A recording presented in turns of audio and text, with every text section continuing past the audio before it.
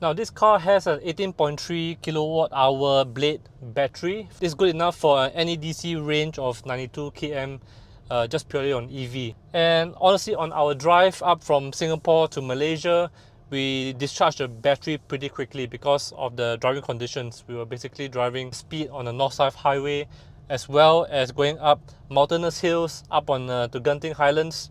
So not exactly the most efficient driving conditions for this car. But that said, I think the worst seen so far for the long-term average is about 14.5 to 15 km per litre. And given the punishing conditions, I think that is very respectable. And if you're driving around Singapore, I believe that the fuel consumption figure will be much better because PHEVs tend to suit city driving conditions better, like conventional hybrids. Now, I will call the outputs pretty modest with 215 horsepower and 300 Newton meters of torque. So I wouldn't think you will feel a deficit when you are driving in Singapore, but definitely on the roads of the North-South highway, you do feel this a bit of lack of power, especially when driving up the hills of Genting when the battery charge is also lesser than 20%.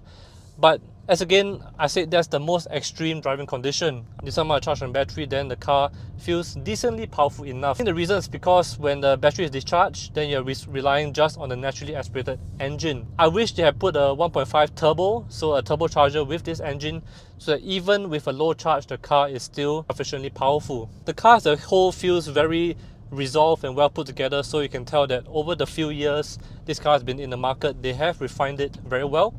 So I would say damping very comfortable, and over pockmarked surfaces and unevenness, the car takes it really well. And honestly, even with spirited driving up and down the Genting Highlands, the car carries itself very respectably. There is a sport mode and also a sport setting for the steering and braking, but honestly, even when we change those, there is not a huge difference.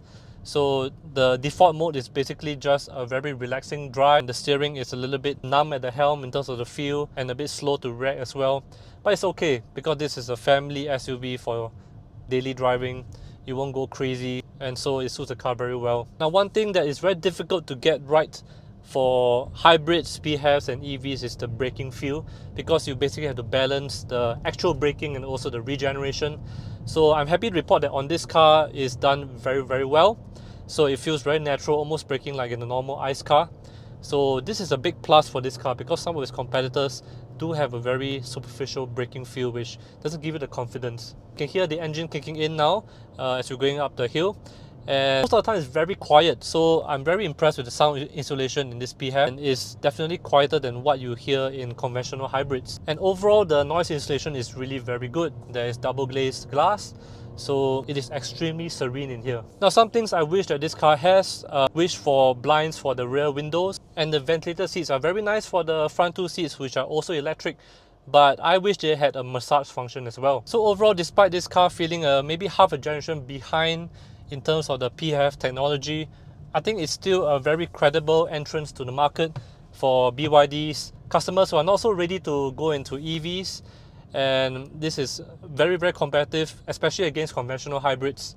And hopefully at a price that is competitive. Now we don't know the price yet, but it's probably going to be slightly more expensive than the Sealion 7. So my gut feel is that it's probably going to be quite a niche car. But that said, I'm very happy that BYD is bringing this in, and I'm hoping that government policy will also change to recognize the advancements in PHEVs, especially now the technology has progressed so much. And BYD now has a new generation PHEV DMI drivetrain that has more than 2000 km of range, right? So that shows you how much the technology has progressed. So I'm hoping that will be coming sooner than later as a follow-up to the Sealion 6 DMI. Head on over to oneshift.com, the one-stop info hub for everything new and electric.